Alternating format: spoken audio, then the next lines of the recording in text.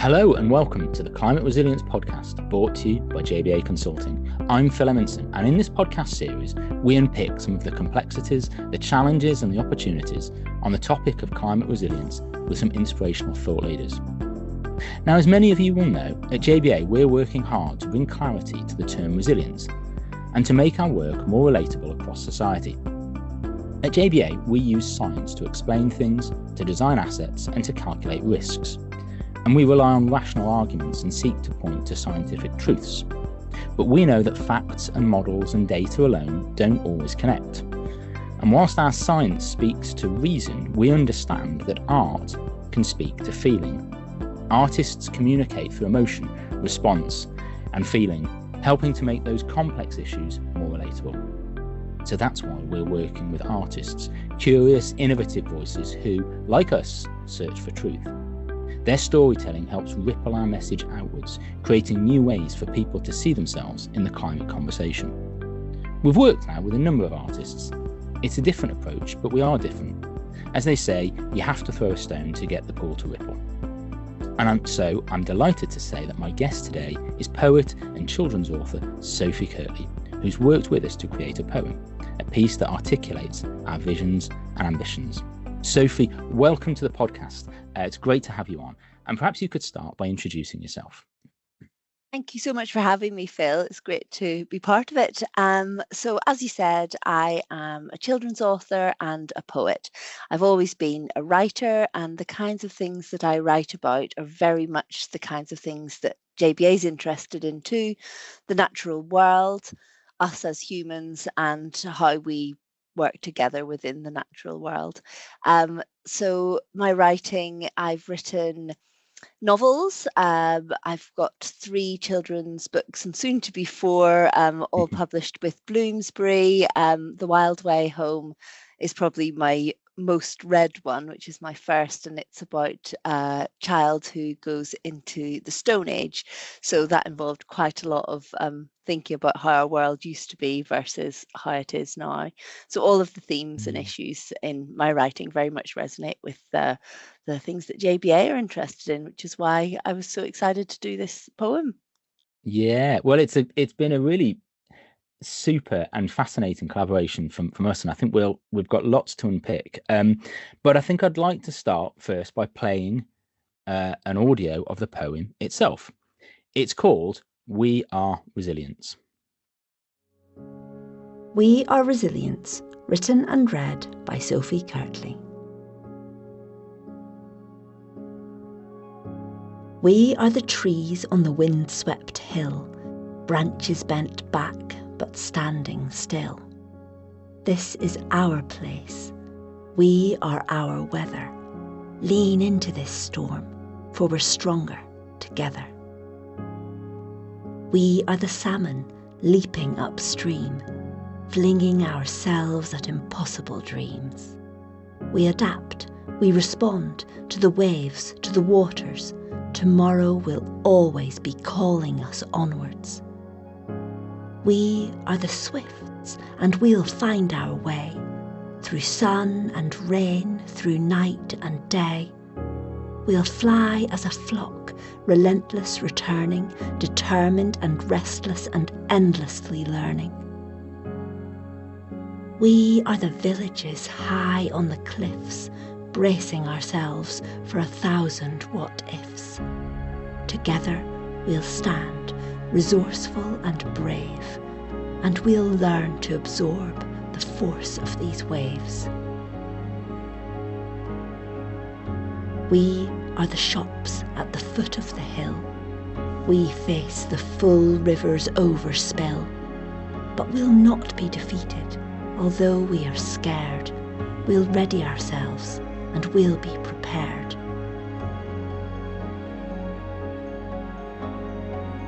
We are the bridges, sluices and pumps. We are the river walls, lock gates and sumps. We're built to withstand, to channel the flow, and even to change where our future may go.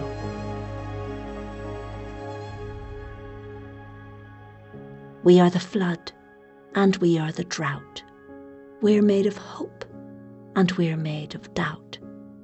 We are the wonder and we are discovery. We are what's broken and we are recovery.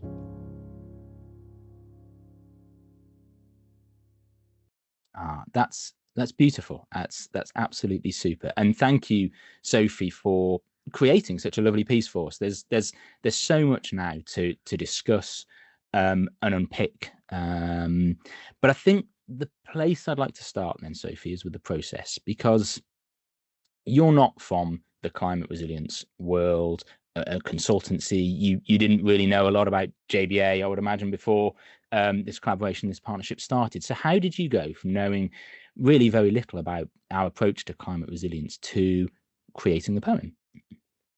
It was such an interesting process. I always love a challenge in my writing, and I quite like a framework as well. It's quite interesting creatively just to have a form of limitation to sort of channel things along. So for me, the research was the very first sort of point of call, I guess, in the process of writing the poem. So steered by yourself and other colleagues at JBA, I was able to really sort of do a bit of a deep dive into what JBA was, what you stood for, what climate resilience was within your context and more broadly. I read about different projects and I just got myself a bit more embedded in what was actually going on and started to question not only what was needed within this poem and what its remit was, but the whole sort of broader climate resilience context. And I learned a lot. I love learning and I like being in new, unfamiliar territory. And once I felt that I was sort of solid enough with the material, then I began to play with words on the page. And I think that my own interests were very helpful because I was able to think about how landscapes and how places really feed into and inform the whole climate resilience frame. And that I found that really interesting as well. So the two sort of got wedded together, I guess, how I write and then how you guys work. Yeah, that's really interesting. And as you say, that research phase was, I think, quite important for you. I know we sort of provided you with a number of ingredients, I think we called them at the time, just to help with that sort of initial framing. The imagery is quite strong through each verse, as we've heard. How did you identify and select that imagery, but also the focus of each verse? The first one being trees on the hill. The second one is sort of the salmon, the fish in the waves. One of them is about villages high on a cliff. We've got the shops at the foot of the hill. So how did you identify and select from the whole plethora of different projects and themes that you were researching with us? How did you then sort of settle on particular images and themes? I guess I sort of played around with just that central notion of resilience. And the first image that popped into my head was just those amazing trees that you see in isolated spots. And I always marvel at trees and how much older than us they are. And I know that there was a tree of the year that was crowned recently in Glasgow and has outlived its humans by so many years.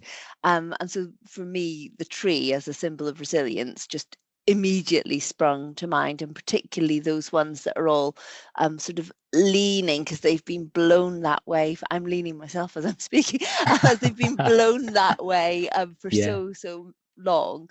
But the fact I love things that can grow in infertile or unexpected places. I find that really fascinating and powerful. So that image came very naturally. There are things that I've marveled at, Phil. There are things that I've always marveled at. We grew up near a salmon leap. That was the name of the spot where we used to go for walks, and we used to watch the salmon leaping up the river. So a lot of these images are things that I've known and seen since always, but they were almost sort of called to the front of my mind through the the task, I guess, of writing the poem. So I was thinking resilience, right? Oh yeah, well, I immediately those salmon from like my own childhood like popped into my head, because that again, it's about strength, it's about persistence, it's almost about going against the grain in a sense.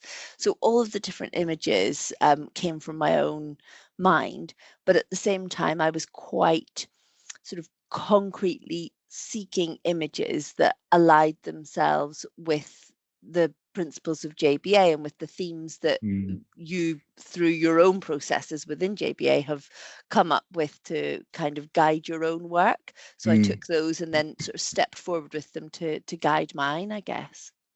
And I think that for me, that's part of the beauty of the piece, is that actually, irrespective of your involvement in climate resilience consultancy, actually the images are things that everybody can relate to. We've all seen those isolated trees on the tops of hills.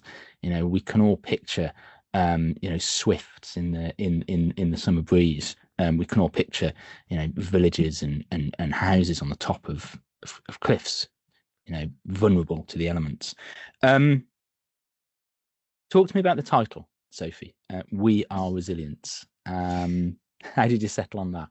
Yeah, well, it just sort of came to me. I was particularly interested in finding a way to make the piece not feel, I don't know, like a propaganda piece in a way. I wanted it very much to be tackling the themes and the ideas rather than, it's not advertising or, that kind of thing. And so I just tried to think as well about the relationship between the writer and the reader, and the relationship between the communities that JBA are working within, and then your organization itself. And it just struck me that to use the pronoun we was just a really simple way to kind of bring all of that together, because it brings the reader alongside the writer and it brings the community alongside the organization. It's just a very embracing kind of pronoun. So I liked the fact that it makes everybody who's involved in the poem as active as one another. So you're active in reading it, you're a participant. It's we are resilience. And it also gives the idea that resilience isn't something outside of human control, whether that be a single solitary human or humanity as a group. So I liked the enormity and the smallness of it as a title. And again, that sings to the approach that we take to climate resilience in JBA, which is that, if we are to achieve whole society resilience, then we need to have active communities. We need participation. It needs to be inclusive. We need social equity. So I think it's a fantastic title that you settled on. Now, in the sort of conversations that we've had along the way, Sophie, you're telling me that your pieces don't always have a natural rhyme, but No. or a rhythm, but there is that in this piece. Was that deliberate this time? Yeah, I mean, I think I very much write with my ears as well as with my pen or my laptop or my eyes. I very much hear, even if I'm writing prose, I'll hear how something sounds out loud when I'm writing it. I've got a real fondness for words, just the sounds of language as well. So I'm always thinking subconsciously about rhythm and rhyme, but just not necessarily conscious of it. And as I was writing this poem, the first stanza came very naturally, and the rhyme within it just sort of fell out. It just happened, and I thought, oh, this has to be a poem that rhymes in a very sort of end rhyme sense, and it has a rhythm in a very sort of, it gives it momentum. And I think that it's because I guess it's it's not a sort of poem to be tucked away in a little journal for poets. It's very much a sort of public poem that I want to be, and that we want to be, that you want to be accessible and inclusive was the word you used a moment ago. And I think that fits into the choice for it to rhyme as well, and to have a very much a sort of a momentum building rhythm, because that's sort of the purpose of the piece. It's about kind of gathering and galvanizing people together, and I think rhyme does that. It's why we remember things that rhyme, and we remember rhymes that we've learnt even in our childhood. It's something that sticks and that can galvanize and be inclusive too, and accessible. Yeah. Let's take that thought then and sort of extend the conversation on a little bit. I'm interested in form. So in the last couple of years, as I mentioned in the preamble, we've worked with a number of artists in JBA. We worked with a dramatist and a performer.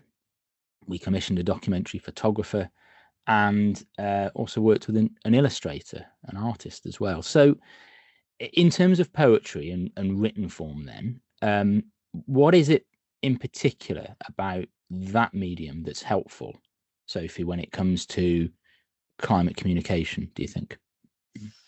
Well, it's interesting because there's so many different written forms, I guess. And as an aside, I love the work that you've done with the other artists and the other collaborations, which I looked at when I was researching JBA as well, and all the different ways of interpreting what it is that you're doing. I think each one gives a different dimension, but thinking specifically about writing, and even more specifically about poetry as a form, I think poetry is something that we turn to in the sort of big moments of life. Like, people will have a poem read at their wedding, and the same people might never go to a bookshop and pick up a book of poetry, but you want one at your wedding, or you hope to have a really good one at your funeral. These are the things that, that's when people want poems, but they also want them in the sort of small idle moments of their lives, like the poems on the underground in London, or just sometimes even within advertising and stuff, you might see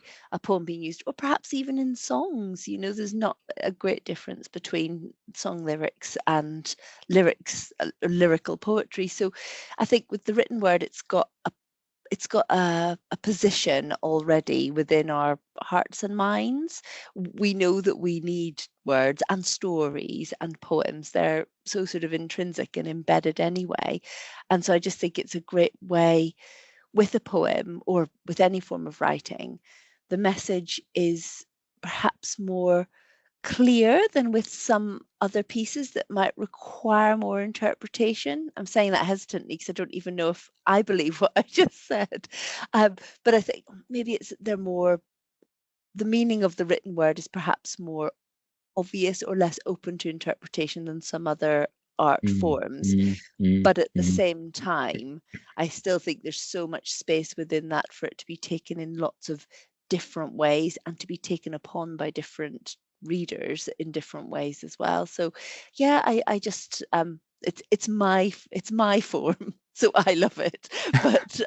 But why it's used as a humongous or useful is a humongous thing to think about. Well, one of the sort of objectives for us when we set out on this project was, we wanted something that would be relatable. And one of the advantages for us of working with you as a children's author, we knew that you already and previously, inherently with your work, make your pieces relatable. And so we knew that would be a real strength that would come through. And I think that's something that we can see in in the poem. And I've got a 7-year-old boy. I've not shown him the poem yet, but we will. But I know that he will have his own interpretation of it, and I think that is actually the beauty of it. And we have spoken, haven't we, about some of the opportunities now to promote the poem, to share the poem, to distribute it. And what are some of the sort of opportunities do you think that are there now in terms of extending that communication piece with the poem, and taking that to different audiences?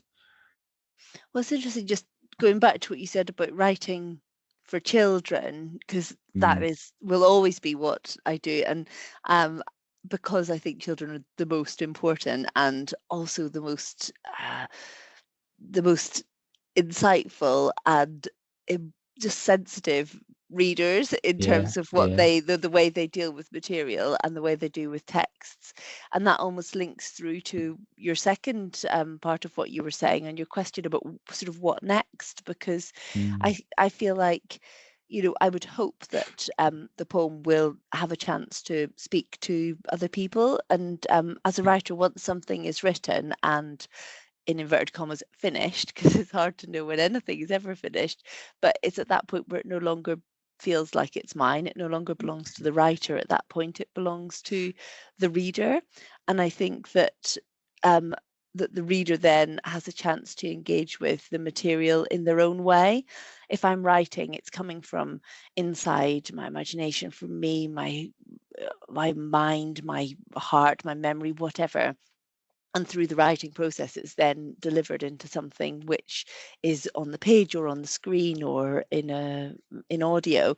And then that's taken and that can go into whoever absorbs it by mm, reading it. And mm, then, but mm, reading itself is a creative process, because by reading, something then happens, some sort of strange alchemy where those words go into your mind and they trigger, the tree that you saw, which wasn't the tree that I saw, the fish that you saw, the village on the hilltop that you saw. And mm, it becomes mm, part of your own life experience that then goes on to get referred to elsewhere. So that I hope that by disseminating that poem in no matter what shape or form, that it's an ongoing conversation really about really important themes and ideas. And that's what any art or literature or whatever hopes to achieve at the end of the day, is just to take an idea and to sort of stretch it and expand it for all it's worth, really. mm, mm. And I was just thinking when you were talking there that in certainly in younger generations there are a number of climate anxieties, but Mm, actually when we go back absolutely. to the conversation you and I were having around We Are Resilience as a title and those themes Mm, around inclusivity and community and being active, these are some of the sort of societal behaviors and traits that actually can help um, manage some of those climate anxieties. So I think absolutely. there's some lovely opportunity here to further share and distribute, but allow people to experience it in their own way and reflect on it in their own way. Um, as we come, Sophie, to the sort of final part of our conversation, obviously it's been a great experience for JBA, and we're really delighted and grateful for your time and your thought and the process you went through. But I'm conscious it's also been a new experience for you working with an organisation, like JBA. So, what are your reflections on working with a consultancy, and has that in any way, I don't know, reshaped or reframed future work or the way that you approach work in future?